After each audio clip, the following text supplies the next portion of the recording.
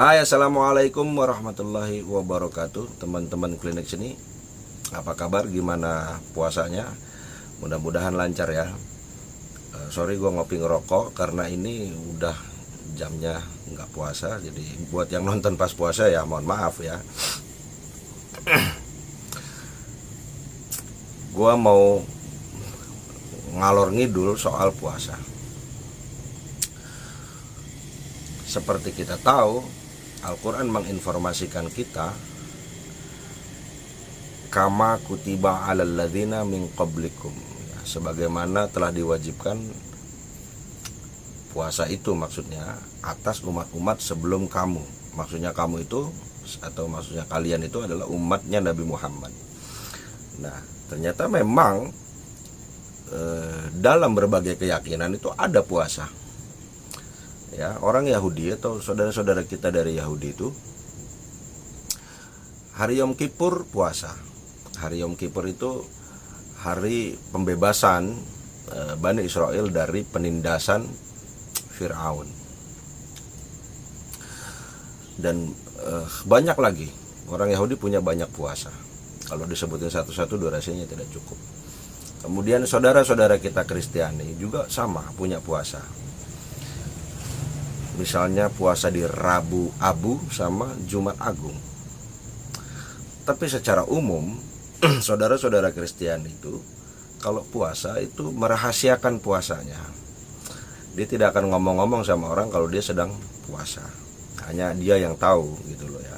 Dan dia yang menentukan harinya, dia yang menentukan puasanya mesti menahan apa gitu loh ya. Dengan harapan nanti bisa ditambah lagi ya. Jadi gini, ada terminologi daging. Jadi kita tuh manusia ini dengan keinginan duniawinya ini disebut daging gitu loh. Maka menahan keinginan-keinginan daging yang buruk gitu loh. Dengan harapan kualitas spiritualnya meningkat. Dalam Buddha juga sama. Puasanya berat juga itu dalam saudara-saudara kita agama Buddha itu ya. Nah, sekarang kita ke keyakinan kita yaitu Islam. Islam seperti kita tahu, gak usah dijelasin lagi ya. Lebih ringan kalau diperhatikan ketimbang umat-umat terdahulu. Bahkan saudara-saudara kita orang Jawa itu puasanya lebih berat, ya kan? Dulu gue dengar ada puasa ngebleng, ada puasa muti. Jadi kalau makan itu cuma nasi putih atau singkong mungkin ya, singkong rebus sama air putih aja gitu.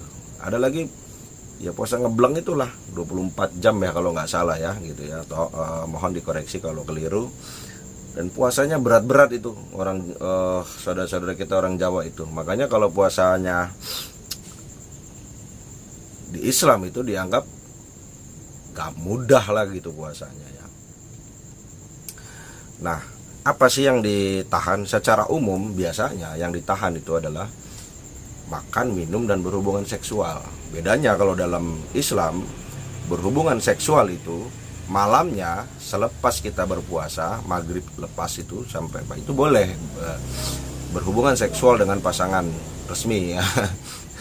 Sementara ada beberapa praktek-praktek puasa itu yang memang tidak membolehkan juga, bahkan total dia selama menjalankan puasa berhubungan seksual itu tidak boleh. Nah, dalam Islam itu lebih mudah puasanya, lebih ringan ya. Apa yang ditahan dalam puasa itu makan, minum, berhubungan seksual. Dari segi fisik ini puasa fisikal ya.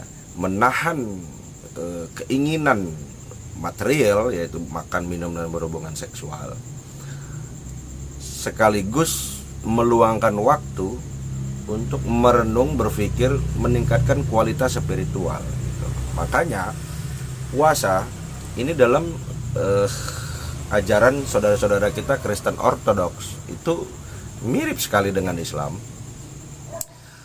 bahwa selain berpuasa mereka itu harus juga berderma gitu loh ya, harus bersedekah juga lah kata kita ya, atau berinfak lah ya gitu, istilahnya memberi sesuatu pada yang membutuhkan.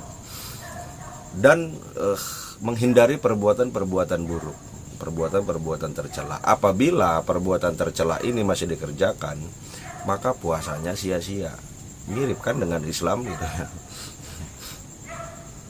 Itu kenapa Nabi Muhammad Sallallahu Alaihi Wasallam mengingatkan kita, orang yang tidak merubah tabiat buruknya, perilaku buruknya, sifat-sifat buruknya yang diwujudkan dalam bentuk nyata itu, dia kalaupun berpuasa hanya mendapatkan lapar dan dahaga saja, nggak dapat apa-apa gitu. Berarti tujuannya apa nih gitu loh puasa ini? Berarti puasa ini tujuannya meningkatkan kualitas spiritual kita, menjadi manusia yang diharapkan. Ini sejalan benang merahnya dapat dengan pembahasan gue yang dulu-dulu. Kenapa iblis merendahkan kita? Kita ini disebut makhluk hina, yaitu tadi dalam diri manusia itu ada potensi besar sekali. Bahkan gue menyebutnya sebenarnya manusia itu tabiatnya, bawaan pabriknya buruk gitu. Jahat, buruk, jahat gitu. Nah puasa ini untuk mengendalikan nafsu buruk kita ini gitu. Nafsu buruk kita ini dikendalikan. Barang siapa yang tidak bisa mengendalikan nafsu buruknya, even dia menahan lapar haus, ya, lapar dahaga dan berhubungan seksual, ya sia-sia aja gitu loh. Karena memang tujuannya itu meningkatkan spiritual. Dalam bahasa Al-Quran, la'alakum tatakun, menjadi orang-orang yang takut. Takut apa? Takut mengerjakan perbuatan-perbuatan yang buruk gitu. Ya, dalam agama Buddha itu ada puasa itu, saya bertekad ingin berkata-kata benar, jadi nggak boleh bohong. Bahkan musik aja itu diharamkan buat mereka. Ya, musik aja diharamkan. Untuk apa? Ya itu tadi, tidak terlalu mengikuti keinginan ragawi gitu loh. Dianggapnya tuh seperti itu. Nah,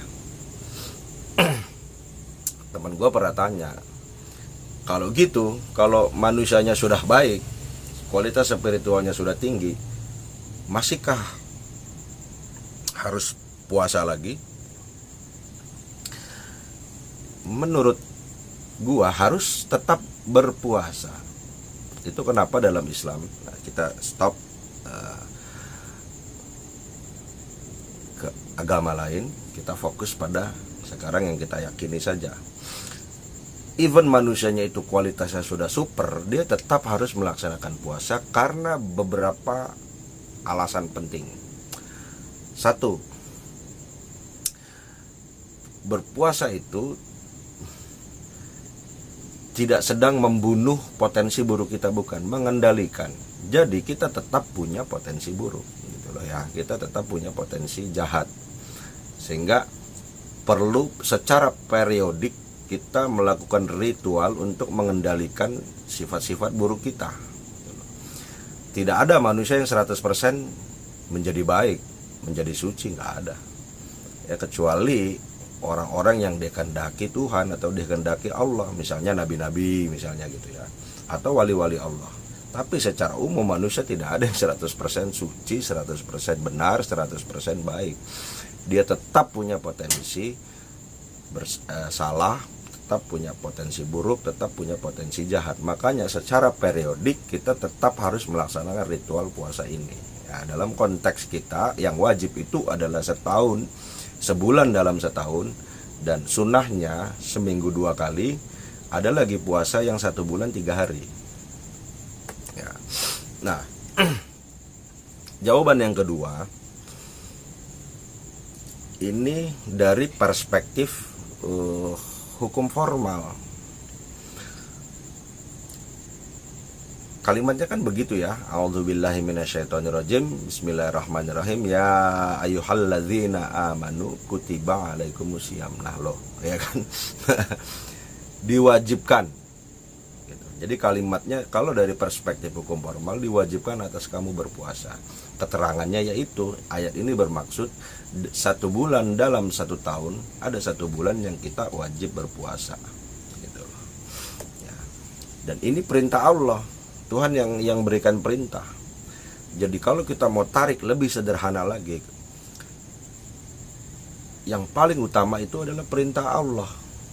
Allah yang nyuruh gitu loh. Jadi kalau Allah nyuruh ya kerjain, jangan lantas kebanyakan mikir ini baiknya gimana ya, apakah ini baik, apakah ini buruk, apakah ini manfaat atau tidak. Jangan gitu loh. Ada sebagian orang berpendapat seperti kalau Allah nyuruh begitu ya udah, gak usah banyak tanya, kerjain aja, udah pasti baik, udah pasti benar gitu.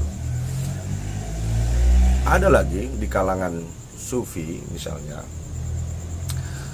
ini kekasih kita yang minta gitu loh, yang ini bahasanya bukan fardu atau wajib ya, dia menafsirkannya dengan ini zat yang begitu menyayangi saya, mengasihi saya, menjaga saya, merawat saya, ini sedang meminta puasa ya gitu. Alangkah tidak tahu dirinya kalau kita tidak berpuasa. Itu di kalangan sufi secara umum seperti itu. Jadi dia tidak memandang dari sudut pandang hukum formal, dia memandang dari sudut pandang cinta. Ini kalimat cinta, layaknya orang yang saling mencintai itu, kalau ada permintaan itu bukan berarti butuh ya, belum berarti butuh, bukan berarti butuh. Boleh jadi ini hanya bentuk kemesraan ya. Ya Allah juga sebenarnya Tuhan nggak butuh puasa kita. Ya, Allah itu nyuruh kita puasa sebenarnya demi kebaikan kita gitu loh. Dan ini kan bentuk kemesraan gitu loh. Kayak kita sama anak misalnya, belajar yang rajin ya tiap malam ya gitu lah, supaya besok ujian itu bisa mengerjakan dan kamu lulus.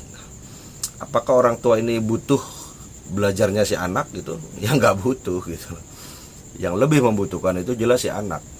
Nah, dalam konteks ini Allah sama sekali tidak butuh puasa kita, bahkan ibadah kita ya Allah nggak butuh.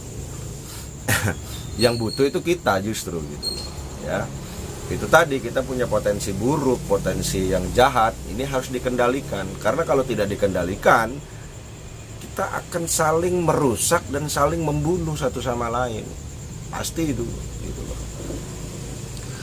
Dan kenyataan ya, sejarah manusia itu kan sejarah perang gitu loh. The age of war gitu kan, zaman peperangan gitu kan. Jadi kalau kita telisik sejarah ya perang-perang manusia itu perang saling bunuh untuk merampas ini dengan alasan nasionalisme, dengan alasan kepentingan suku, dengan alasan kejayaan, dengan alasan macam-macam lah gitu manusia itu berperang. Maka puasa ini menahan itu. Bayangkan yang ditahan itu adalah yang paling pokok dalam hidup kita, makan, minum, berhubungan seksual. Ini kan yang paling pokok. Dengan harapan kalau ini aja bisa ditahan, pasti nafsu untuk perang juga bisa ditahan, ya kan? Nafsu untuk yang lain-lain juga bisa ditahan, karena inilah yang paling pokok dalam diri manusia, makan, minum, dan berhubungan seks gitu loh. Ini mesti ditahan. Nah, jadi jawabannya dua itu ya. Bahwa ini sebenarnya perintah Allah gitu. Gak usah dipikirin baik, buruk, benar, salahnya. Kalau Allah sudah perintahkan, kerjakan, udah pasti baik, udah pasti benar. Yang kedua itu tadi, gak ada 100% manusia itu secara umum sudah 100% suci, sudah 100% benar, sudah 100% baik. Karena apa? Karena dia manusia. Setiap manusia punya setannya masing-masing. Ya. Jadi kalau ada bahasa setan itu dibelenggu di bulan Ramadan, maksudnya apa? Ya setan yang ada dalam diri kita. Yang belenggu siapa? Ya diri kita sendiri yang belenggu gitu loh. Akal dan hati kita yang membelenggu nafsu kita ini gitu loh. Nah, ada nggak orang di bulan Ramadan ini yang perbuatannya tanda kutip seperti setan? Itu artinya dia tidak membelenggu setannya sendiri gitu loh ya. Karena setiap orang punya setannya masing-masing gitu. Yang harus dibelenggu adalah setan yang ada dalam diri masing-masing ini gitu loh. Alat belenggunya apa? Itu akal dan hati gitu loh. Secara akal kita tahu manfaat puasa begini dari sisi kesehatan begini, dari sisi ini pokoknya banyak manfaat puasa itu kalau dari sisi akal. Maka akal oke, puasa itu make sense, masuk akal. Sekarang dari sisi hati, perasaan kita, hati. Oh, ini zat yang menciptakan saya, zat yang memberi saya makan, memberi saya udara, memberi saya kehidupan, memberi saya semua yang ada di sini, bahkan diri saya sendiri adalah miliknya gitu. Alangkah tidak tahu dirinya ketika zat itu menyuruh kita berpuasa terus kita gak puasa. Nah, itulah pemahaman gua soal puasa ini. Artinya puasa ini menuntut kita meningkatkan kualitas spiritual kita menjadi makhluk yang diharapkan sesuai fungsinya, tupoksinya, yaitu khalifah fil ard. Kita ini kan diharapkan menjadi khalifah yang baik, yang benar gitu ya di bumi ini. Puasa ini adalah salah satu instrumen supaya kita bisa menjadi khalifah yang diharapkan. Walaupun asal kejadian kita atau bawaan pabrik kita buruk dan jahat.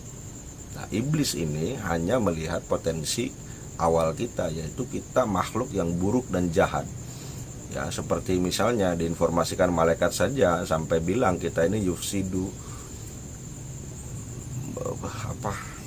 merusak. Kita ini makhluk yang merusak. Yusfik itu kita makhluk yang bisa saling bunuh gitu kan. Nah, iblis juga mikirnya sama. Ya kira-kira begitu. Ya, cuma iblis berargumentasi asal kejadian kita yang buruk. Padahal iblis juga tahu manusia punya potensi jahat, punya potensi buruk. Dalam soal ini iblis benar, salahnya iblis cuma satu. Ini loh yang maha benar, yang maha baik yang ngomong, kok kamu gak percaya gitu.